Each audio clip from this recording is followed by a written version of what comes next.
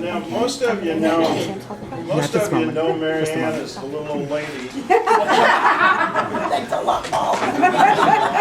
that pulls that long suitcase into every one of our meetings, and she starts unfolding clothing on the back table, and so she's done. I've been in the club since 2002, and she's done that every year, and she goes through a lot to do that. When you stop and think, she's been involved in designing our clothing, haggling with the people that she gets it from, and with the people that sews the decals on or whatever. And that's no small chore, and she's done that faithfully for at least 12 years that I know of. 17 years. Well, that's just one of the things she does. Others of us know her as participating in the March of Dimes, the MS Walks, and none of us will ever forget the time when the TV reporter came up to her at the wall in the CIM. Now the wall is where the runners, if they make it there, they usually go on, but a lot of them stop right there. And so this young TV reporter comes up to her and makes some comment like, "Oh, I see you're on CB." And we can't print what was. But she'll be glad to tell you. Oh, I found that great. I should have corrected him. That's the first time I've seen network news have a beep. So don't ever confuse CB with ham radio in front of Mary Ann. Another thing, and she's been especially helpful to me in the last couple of years, she's always at the Clarksburg Country Run, and for the last 12 years, she's been the net control operator. And I think she's participated in the run for about 14 years, but this last year was her 12th year as net control, and she does a heck of a job. I've tried to coordinate that event for the last couple of years, and I couldn't have done it without her. Her background and knowledge of the event, and being able to just take over at net control was a big boost for me, and I really appreciate that, Mary Ann. Get on with it, Paul. What you may not know is the very large footprint that Mary Ann has had on ham radio and other areas, and her special love is for horses.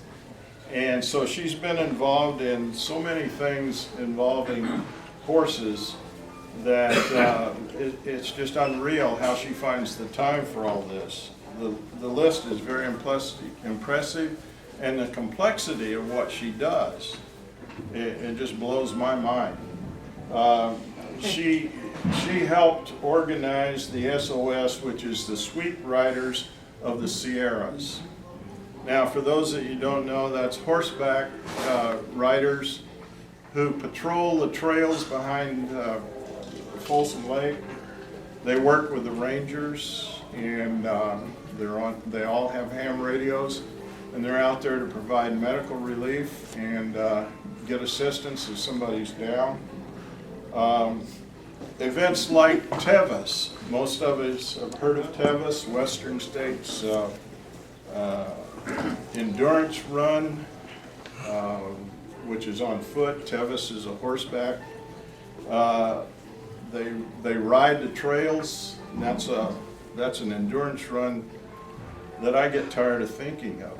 But anyway, she's organized this group of riders and been instrumental in developing the communication system. And the first time I met Mary Ann was in 2002. Bob was having a ham class, and I was in it. And Mary Ann came in one night after our class was over, and she was on her way home from a meeting. You remember this? My memory is a little better. Which one? Anyway, she came in and she sat down and she started talking about Tevis and the complexities they have of getting communications out of the canyons. Yeah. And you know, they have what, 60 to 100 operators in that whole outfit? I organized about 75 operators. 75 operators. You start talking about cross-banding. At that time, I'd never heard of cross-banding, but it sounded complicated. The point is that she's been instrumental in developing this system over the years, and she still sticks with it, even though her horse has gotten so tall she can't get on it anymore. But she still participates in it. Another one was the one up at Orville. Love, I think, was the Love ride. Love Ride. Oh. And that was where the riders came. They come from all over, don't they? Take them all over the western coast. Yeah, and so Mary Ann would set up a net control station in her horse trailer and operate out of there and provide health and welfare communications for I did them. that for 11 years. Yeah.